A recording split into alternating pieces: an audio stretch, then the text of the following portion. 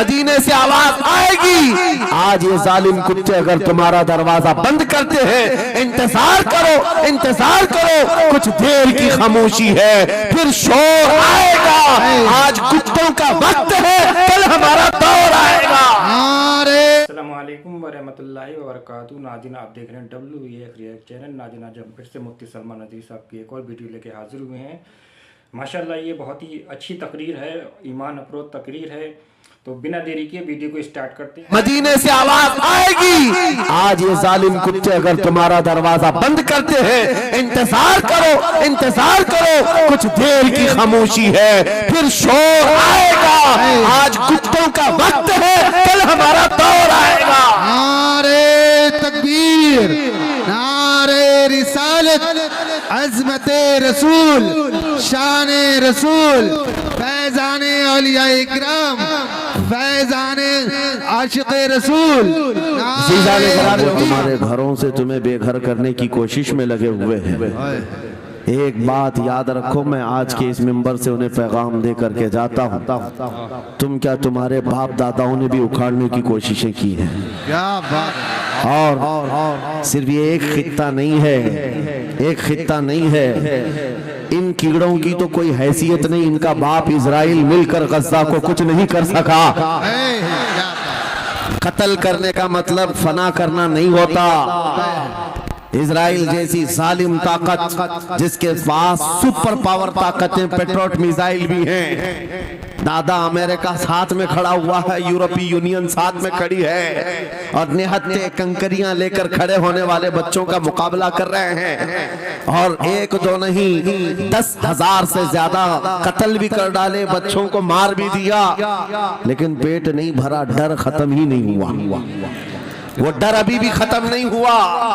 हजारों को कत्ल तो कर लिया, लेकिन रात की नींद और चैन अभी भी बेकार है, गारत है, क्योंकि उन्हें अंदाजा है इस बात का कि इनमें एक भी जिंदा बाकी रह गया तो कल का वो सलाहुद्दीन बन सकता है। क्या बात। तारीख दोहराई जा सकती है। तुम्हारे इलाकों को उखाड़ फेंकने और इसको बेघर करने की एक ही साजिश होती है कि ये गुलामाने उम्मते मुहम्मदिया में रसूल पाक सल्लल्लाहु ताला अलैहि वसल्लम की इस उम्मत में कोई शेर बेदार ना हो जाए, वरना कुत्तों की नींद हराम करके रख देगा। क्या बात। मेरे अजीजों, अपनी वैल्यू समझो, अपनी हैसियत समझो। जब तुम्हारे साथ बुरी नजर लग जाए तो तुम्हारे उरूज और इर्तिका की मंजिलें शुरू हो जाती हैं। उन जालिमों को ये तारीख याद होना चाहिए कि जब मेरे ख्वाजा सरकार गरीब नवाज हिंदुस्तान तशरीफ लाए थे, उनके आने के बाद जो कुछ भी उनके साथ किया गया, उनके बाप दादाओं ने तारीख बताई होगी।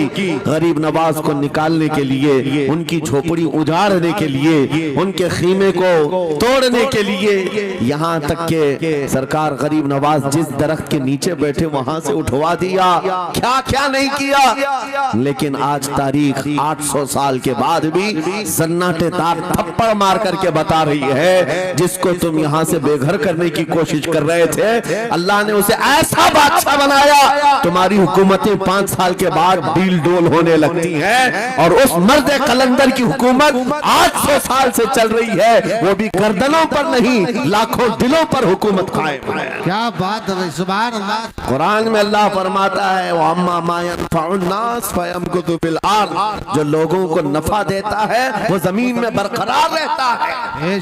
कुरान की आयत पढ़ करके मैं तुम्हें हौसला देता हूँ, तुम्हें यह हौसला देता हूँ। अल्लाह ने कुरान में फरमाया, इन्ना अर्दी वासिआ, मेरी जमीन बहुत कुशादा है, मेरी जमीन बहुत कुशादा है। रब ताला फरमाता है, वलक़द कतबना फी ज़बूर मिन बादि ज़िक्र अन्नल अर्द यरिथुहा इबादियस सालिहून, हमने ज़बूर में ये लिख दिया है कि हम इस जमीन का वारिस नेक बंदों को बनाएंगे। सुभान अल्लाह। आप इस बात के खौफ में न रहे, इस बात के खौफ में न रहे। अजीज़ान गिरामी वक़ार, जो काम तुम्हें करने के लिए कहा गया है वो क्या है? वो एक ऐसा इनकलाब इस जमीन से आना चाहिए, एक ऐसा इनकलाब।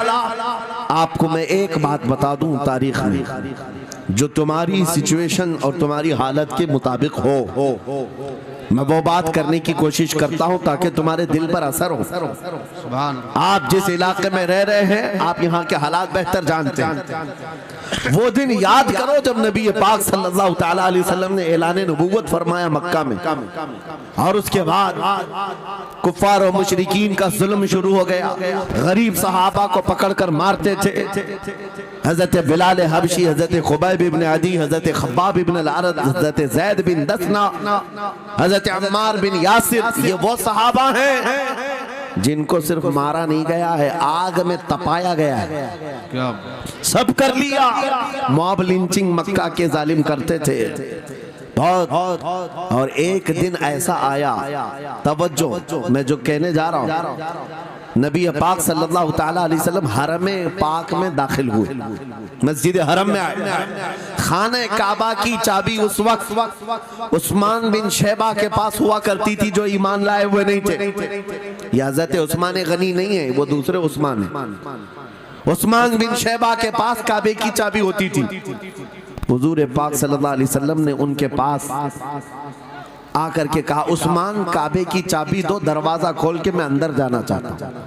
उन्होंने कहा नहीं, तुम हमारा दीन छोड़े हुए हो, हमारे दीन से तुम बरगश्ता हो, मैं तुम्हें काबे में अंदर आने नहीं दूंगा। किससे कहा?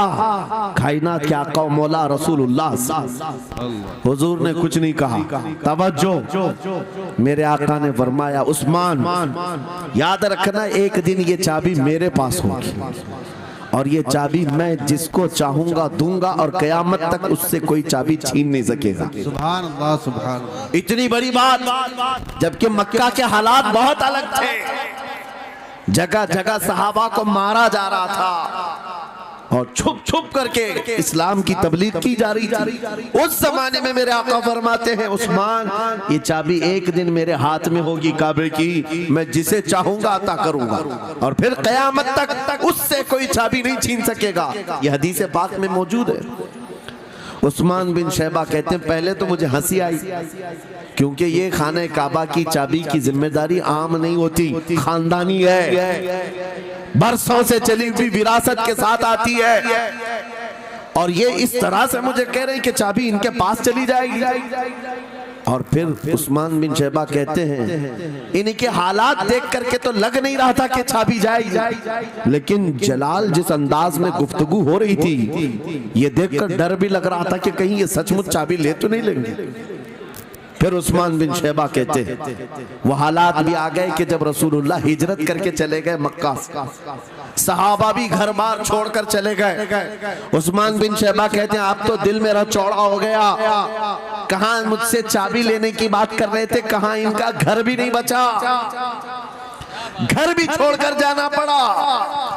अगर कल तुम्हारा घर छोड़कर जाना पड़े तो मेरी ये बात याद रखना, इस हदीस को याद रखना। हुजूर पाक हिजरत करके चले गए, सहाबा भी अपने घर बार सब छोड़कर मदीने चले गए। उस्मान बिन शैबा कहते हैं, अब तो मेरा सीना चौड़ा था, कहां ये चाबी की बात करते थे, कहां अपना घर भी नहीं रख सके। साल गुजर गया, 2 साल गुजर गए, 3 साल गुजर गए, 4 साल गुजर गए, 5 साल गुजर गए, 6 साल गुजर गए। हिजरत के बाद फिर वो दिन आ गया जब नबी पाक सल्लल्लाहु अलैहि वसल्लम 10,000 सहाबा के साथ 20 रमजानुल मुबारका को मक्का में फातह मक्का बनकर दाखिल हो रहे हैं। सुभान अल्लाह, सुभान अल्लाह। 6 साल के बाद वापस ही है जब हुजूर तशरीफ लाए। मक्का की गलियों में अब मुकाबला करने की किसी की हिम्मत नहीं थी, ताकत नहीं थी। हुजूर पाक जैसी हरम मक्का में दाखिल होते हैं, सारे इधर उधर छुप करके भाग रहे थे जिन्होंने जुल्म किया था अपने दौर में। कोई इसके घर भाग रहा है, कोई उसके घर भाग रहा है। वो दिन आएगा, याद रखो, वो दिन याद रखना। कुफ्फारे मक्का भाग रहे थे, जान बचा रहे थे, और मेरे आका काबे के पास खड़े होकर के ऐलान कर रहे थे, आज तुम्हारी जान बख्श दी गई है, आज तुम्हारे लिए रहमत का दिन है, हम आज किसी के साथ मुकाबला नहीं करेंगे। हुजूर अपनी रहमत के खैरात बांट रहे हैं।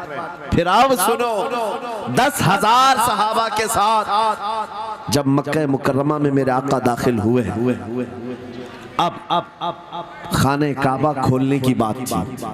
चाबी किसके पास है? उस्मान बिन शैबा के पास। बुलाया रसूलुल्लाह ने, कहा है उस्मान बिन शैबा? आए, सर झुकाए हुए आए, ईमान लाए हुए नहीं थे। कहा लाओ चाबी। चाबी दे दिया हुजूर के हाथ में। कहा है उस्मान, क्या मैंने ये बात नहीं कही थी? एक दिन ये चाबी मेरे हाथ में आएगी। वो सर नहीं उठा सके, सर झुकाए खड़े रहे। मेरे आका ने अपने हाथों से चाबी खोला, खाने काबा का दरवाजा खोला और वहां से सारे शिर्क व कुफ्र की आलाइशों को पाक किया। फिर उसके बाद चाबी बंद करके, अब सुनो, मेरे आका बाहर आए और फरमाया, आज मैं ये चाबी ऐसे आदमी के हाथ में दूंगा जिससे कयामत तक कोई छीन नहीं सकेगा। क्या बात है, सुभान। कितना बड़ा फरमान है मेरे आका का। सुभान। हुजूर ने जब ये फरमाया तो जो बड़े बड़े सहाबा थे उनके दिलों में ख्वाहिश थी, काश चाबी हमें मिल जाए, हमारे खानदान में चलती रहे। वहाँ सिद्दीक अकबर भी हैं, फारूक आजम भी हैं, उस्मान इब्ने अफ़्फ़ान भी हैं, हैदर कर्रार भी हैं, रिदवानुल्लाहि अलैहि मजमाइन। सब सहाबा के दिल में ख्वाहिश थी ये चाबी हमें मिल जाए। मेरे आका सल्लल्लाहु अलैहि वसल्लम ने सबकी तरफ देखा और फिर आयत पढ़ी, इन्नल्लाह यअमुरुकुम अन तुअद्दुल अमानाति इला अहलिहा। बेशक अल्लाह तुम्हें हुक्म देता है अमानत उसके अहल के सुपुर्द कर दो। ये आयत पढ़ करके मेरे आका फिर उन्हीं शख्स को बुलाते हैं जिनके पास पहले से चाबी थी। उस्मान बिन शैबा, करीब आओ, करीब आओ। वो कहते हैं मेरी तो हालत गैर थी, आज तो मैं मुजरिम बन करके आया था, कैदी बन करके आया था, मुझे तो आज मारा जाना था, ईमान लाए हुए नहीं थे। हुजूर ने कहा ये चाबी वापस मैं तुमको ही देता हूँ और सुबह कयामत तक ये तुम्हारे खानदान में रहेगी। सुभान अल्लाह। इतना कहना था, उस्मान बिन शैबा ने पुकार कर कहा, ला इलाहा इल्लल्लाहु मुहम्मदुर रसूलुल्लाह। क्या बात है, सुभान। मेरे अजीजों, आज भी जाकर देख लेना, दसियों बादशाह आए होंगे, सैकड़ों हुकूमतें बदल गई होंगी, खाने काबा की चाबी आज भी उस्मान बिन शैबा के खानदान में ही मौजूद है। वो सहाबी रसूल। मैं ये हदीस इसलिए आपके सामने अर्ज किया, तुम उस रसूल के उम्मती हो, उस रसूल के उम्मती हो जिन्हें एक बार ललकार करके चैलेंज कर दिया गया था कि काबा की चाबी नहीं देंगे। मेरे आका सल्लल्लाहु अलैहि वसल्लम ने अपने जलाल और जमाल के संगम के साथ ऐलान फरमाया था ये चाबी मेरे हाथ में होगी।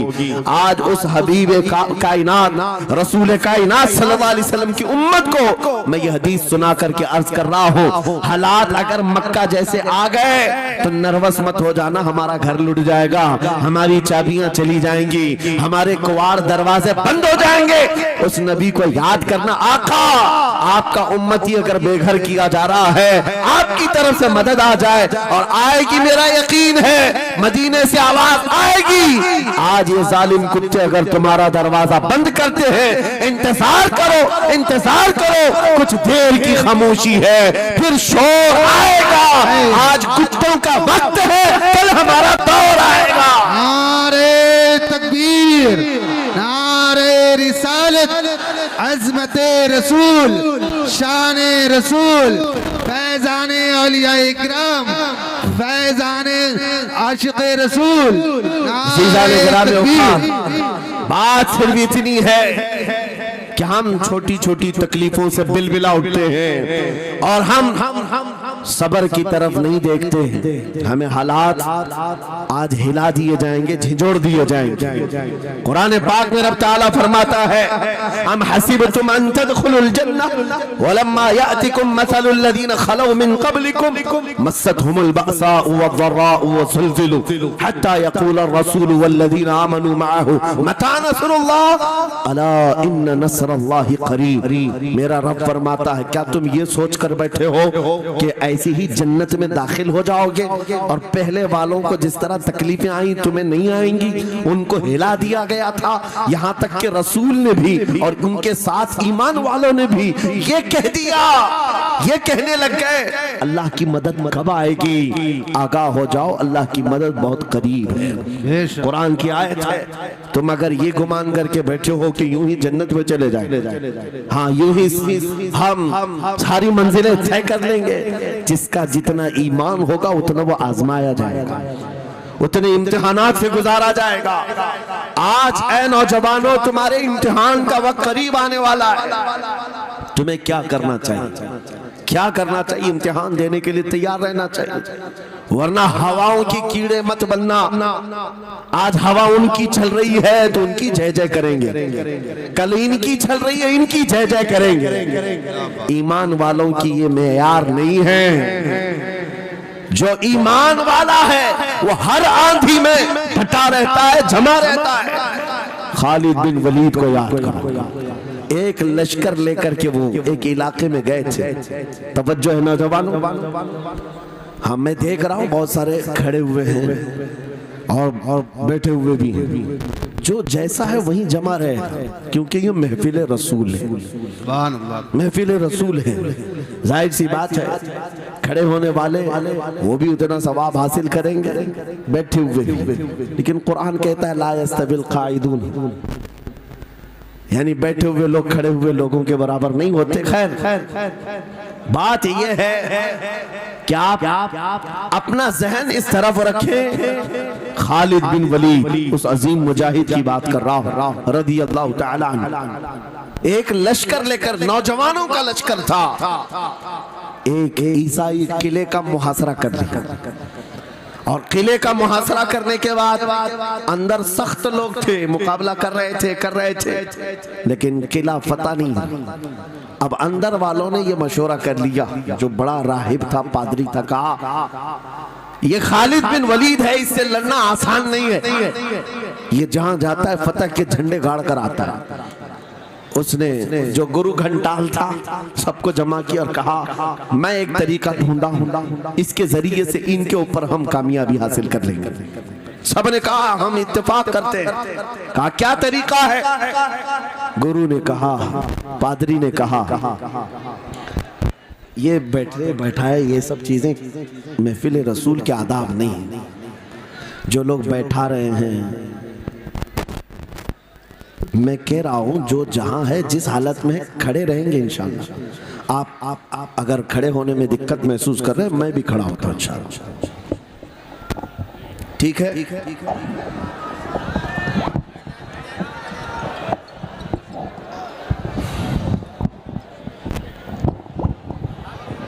सुभान अल्लाह। मुझे पता है सब जवान हैं, सुबह तक खड़े होने को तैयार है, और हम भी खड़े रहेंगे इंशाअल्लाह। अब ठीक है, अब कोई किसी को बिठाए भी नहीं, कोई किसी को खड़ा भी ना करे। दुरूद पाक पढ़ लीजिए एक बार। अल्लाहुम्मा सल्ली अला सय्यिदिना मुहम्मद व आलिहि व अस्हाबिहि व बारिक वसल्लम। मुझे पता है मुफ्ती साहब, मैं ये आपको बता दूं, हर जलसे में ये हाल हम देखते हैं। वजह यह है कि हम कुर्सी पे बैठे रहते, कुछ लोगों को नजर नहीं आते, वो हंगामा करते रहते, इधर से नहीं दिख रहे, उधर से नहीं दिख रहे, और आसपास जो बैठे हुए हैं इनको वो अड़चन समझते हैं कि ये बीच में हाइल हो गए। लेकिन मैं इतनी बात कहता हूँ, अल्हम्दुलिल्लाह हमारी वो कौम है, मुझ जैसे एक निकम्मे, मैं एक गुलाम और खादिम हूँ, मुझे देखने के लिए वो बीच में किसी को बर्दाश्त नहीं कर पाते, तो ये अपने रसूल और अपने दरमियान किसी और को क्यों बर्दाश्त कर सकती है? क्या बात है, बहुत अच्छा। हम गुलामों के लिए इनके जज्बात हैं तो रसूल के लिए जज्बात और हैं। अल्हम्दुलिल्लाह वो इश्क अभी सलामत है, इसीलिए तो हम घूम रहे हैं। अगर मरे होते तो मुर्दों को कौन खिताब करता? जिंदगी अभी बाकी है और हमें उम्मीद भी बाकी है, उम्मीद बाकी है। खुराफात आ गई है, मुझे पता है, गलत काम बहुत आ गए हमारे मोहल्ले में। मुझे सुबह से बताया गया बहुत सारे, ये एक मोहल्ले का अलमिया नहीं है, हम जहाँ जा रहे हैं शहरों के शहर नशे में तबाह हैं, बर्बाद हैं, लेकिन साथ में मुझे इस बात का यकीन है हुजूर की ये उम्मत गुनहगार तो हो गई है लेकिन गद्दार नहीं है। क्या बात है, हुजूर की गद्दार नहीं है। आज भी अगर इनसे कह दो चाहे वो किसी भी तरह का अमल रखता हो, हुजूर की इज्जत की बात आई तो अपनी गर्दन लेकर हाजिर होने को तैयार सुभान अल्लाह। है या नहीं मेरी इस बात पर? सुनो, खालिद बिन वलीद जब किले का मुहासरा कर चुके हैं, ईसाई पादरी ने अपने सारे साथियों से कहा हम इनको 3 दिन का टाइम देते हैं कि हम इनको सुलह करने की बात करेंगे, लेकिन मेरी एक शर्त होगी, या अपने नौजवान साथियों को लेकर बाजार से गुजरते हुए आ जाए, अगर सही सलामत इनके सारे फौजी आ गए हम किले की चाबियां दे देंगे। सारे ईसाइयों ने पूछा क्या करना, क्या चाहते हो? उस पादरी ने कहा मुल्क की मशहूर खूबसूरत लड़कियों को और जरो जवाहरात को मैं रास्ते पर बिछा दूंगा, नंगी लड़कियों को खड़ा कर रखूंगा। जब खालिद बिन वलीद की फौज यहाँ से गुजरेगी, नौजवान है, नफ्स भड़कता है, और इस तरह से एक नौजवान को खरीदने के लिए 2 ही चीजें होती हैं, एक औरत है, दूसरी दौलत है, और नौजवान इसमें फिसल जाता है। मैं जानता हूं कि जब ये दोनों चीजें सजा कर रख दी जाएं, खालिद बिन वलीद के ये लश्करी टूट पड़ेंगे औरतों पर और दौलत पर, हम आसानी से इन पर काबिज हो जाएंगे। सबने वाह वाह किया, तालियां बजाई, और पादरी आकर खालिद बिन वलीद से कहता है हम आपसे लड़ना नहीं चाहते, हम आपसे मुकाबला नहीं करना चाहते, आप 3 दिन के बाद अपने लश्करियों को लेकर इस बाजार से गुजरते हुए आ जाइए, सही सलामत अगर आप पहुंच गए तो किले की चाबियां आपके हवाले कर दूंगा। तवज्जो, खालिद बिन वलीद ने कहा मंजूर है, ये शर्त मैं इत्तेफाक करता हूं। वापस आए, अपने साथियों से कहा जंग नहीं करनी है, लेकिन एक ही शर्त उन्होंने रखा है, 3 दिन के बाद इस बाजार से गुजर कर हमें जाना है, लेकिन कोई ना कोई हरबा तो होगा, कोई ना कोई साजिश तो होगी, हर चीज के लिए तैयार रहना। खालिद बिन वलीद अपने उन नौजवान लश्करियों से कह रहे थे, ऐ नौजवानों तवज्जो से सुनना इस बात को, आज भी दुनिया ये सारे हरबों पर अमल कर रही है हमारे साथ, हमारे नौजवानों के साथ। खालिद बिन वलीद के 3 दिन गुजर गए, ईसाइयों ने अपनी तैयारियां खूब कर ली, बाजार में ओरियां लिबास में, आधे लिबास में नंगी लड़कियों को खड़ा किया, सरो जवाहरात दौलत के अंबार बिछा दिए। जब खालिद बिन वलीद के सिपाही मैदान में गुजरते हुए उस बाजार में आते हैं, पहला कदम रखा था, नजरें पड़ गई, खालिद बिन वलीद रुक गए, पलट गए, अपने लश्करियों से कहा वही आज मैं तुमसे कह रहा हूं। उन्होंने कहा था ऐ नौजवानों, ऐ रसूलुल्लाह के शहदाइयों, तुम्हारी इम्तिहान का दिन है, आज तुम्हारे इम्तिहान का दिन है, अगर तुम्हारा कदम फिसल गया सुबह क़यामत तक तुम पर लानतों की फटकार होगी, और अगर जमा रहा सुबह क़यामत तक अल्लाह की रहमत के फूल बरसाए जाएंगे। नौजवानों ने पूछा करना क्या है हमें, आज कौन से इम्तिहान में कामयाब होने का तरीका क्या है इस इम्तिहान में? खालिद बिन वलीद ने कहा कुछ न करना, बस अपने रसूल की सुन्नत पर अमल करना। कहा हम तो करते हैं, यहाँ क्या करना है? खालिद बिन वलीद कहते हैं मैंने मेरे मुस्तफा करीम को देखा है, जब रसूलुल्लाह मदीने के बाजार से गुजरते थे अपनी नजरें नीची करके जाते थे, आज तुम बाजार से जा रहे। नाज़रीन, आपको ये तकरीर कैसी लगी कमेंट में हमें ज़रूर बताएं, और लाइक ज़रूर कर दिया करें, लाइक का कोई पैसा नहीं लगता है। और इंशाअल्लाह एक और वीडियो लेके हाजिर होंगे, तब तक के लिए हमें इजाज़त दीजिए। अल्लाह हाफिज़।